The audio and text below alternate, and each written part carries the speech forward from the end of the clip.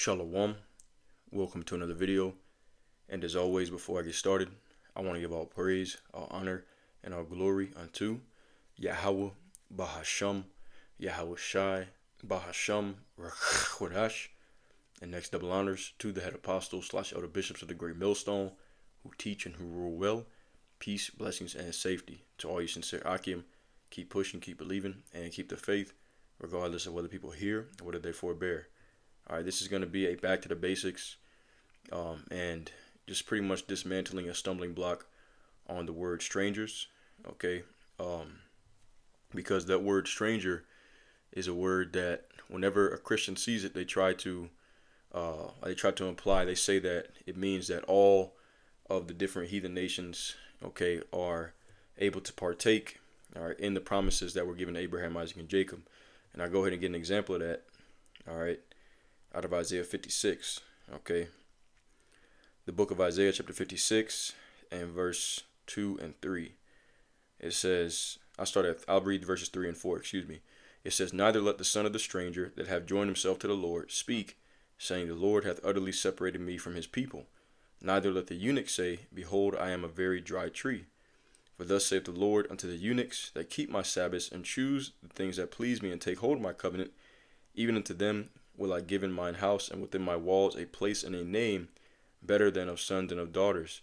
I will give them an everlasting name that shall not be cut off." Okay, so when it says in verse 3, "Neither let the son of the stranger that have joined himself unto the Lord," they believe that it's talking about heathen nations, and it's not. Okay, Israelites can be referred to as strangers as well. All right, but we're going to go ahead and go into this topic, and Yahweh Righteous, I mean the Heavenly Father's will is edifying to the elect. Okay, so the first thing that you need to know is that there is really two different main words for the word stranger. And as a matter of fact, here in Exodus, okay, we'll go to Exodus 12. All right, both of those words are used within the same chapter. Okay, they both translate to the word stranger, but it's two completely different words. Okay, Exodus 12 and 43, just the first one. It says, "And the Lord said unto Moses and Aaron, This is the ordinance of the Passover. There shall no stranger eat thereof." All right, now you go into the word stranger, okay, down here. All right, Strong's H5236. We'll hear the pronunciation of it. Strong's H5236. Nechar. Nechar. All right, so this is one word for stranger, okay, and it says a foreigner, foreign, heathendom, an alien, or strange. All right, it says foreign, alien, foreignness, that which is foreign. Okay, foreign gods, alien, forever. Foreigner, foreign vanities. All right, so that's one word that's used. Okay, within the same chapter, Exodus 12 and 48, it says, "And when a stranger shall sojourn with thee, and will keep the Passover to the Lord, let all his males be circumcised. Then let him come near and keep it, and he shall be as one that is born in the land, for no uncircumcised person shall eat thereof." Okay, so when you go into this word for stranger, it's Strong's H1616, and it's the word gar. Strong's H1616. Gar.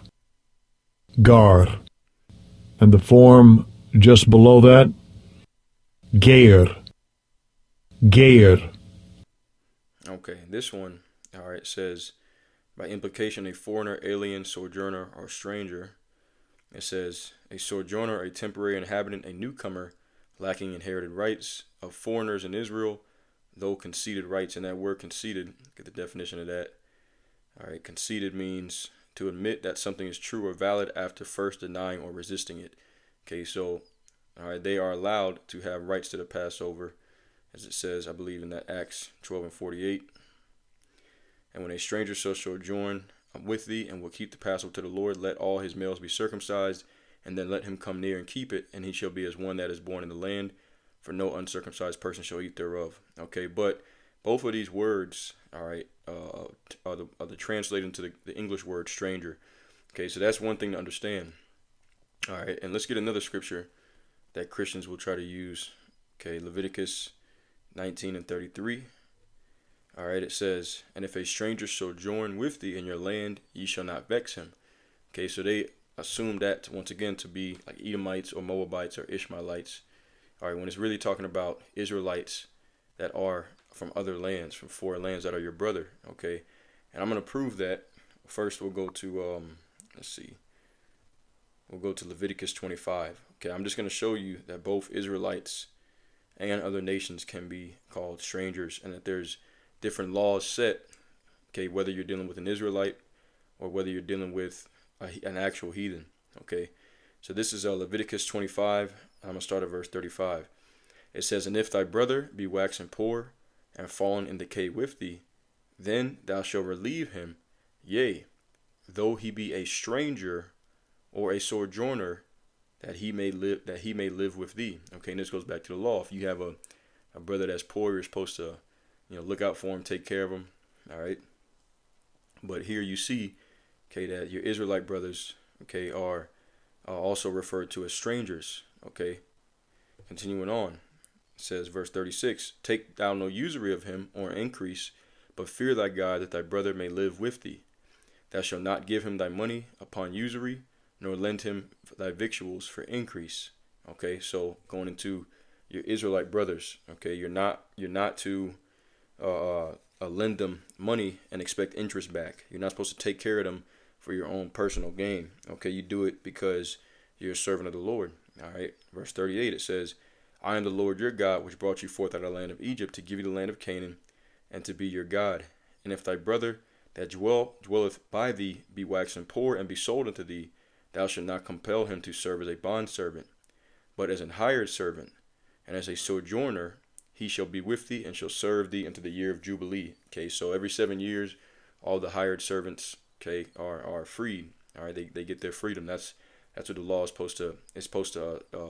For when it comes to Israelite servants. All right, that's how it's supposed to be. All right. Okay.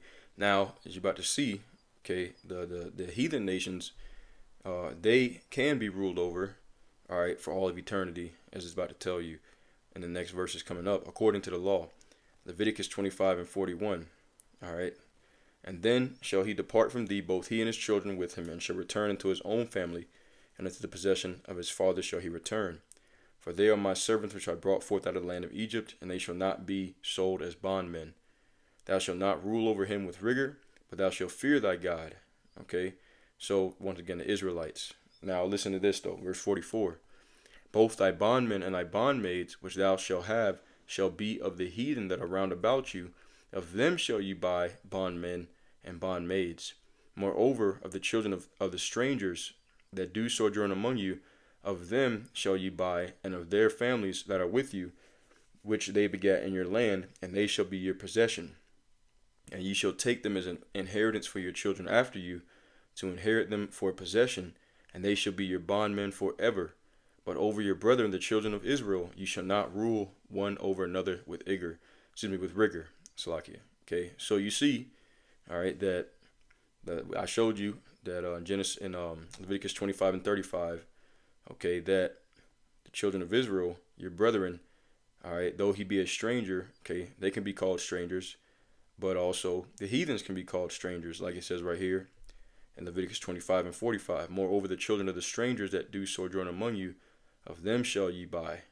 All right, so okay, you see that both can be called strangers, whether it's talking about Israelite foreigners, all right, or whether it's talking about actual heathen nations. Okay, both can be called strangers, but there's two different laws depending on who you're dealing with. If you're dealing with a fellow Israelite according to the law, okay, then you're not supposed to rule over them with rigor, and they are supposed to be let go at the year of Jubilee every 7 years. Okay, but with the heathens, all right, you can possess them, okay, and they can be your possession, all right, forever, as the law says here in verse 46. Okay, so that's a clear distinction. Also, another one I want to bring up is it talked about going up.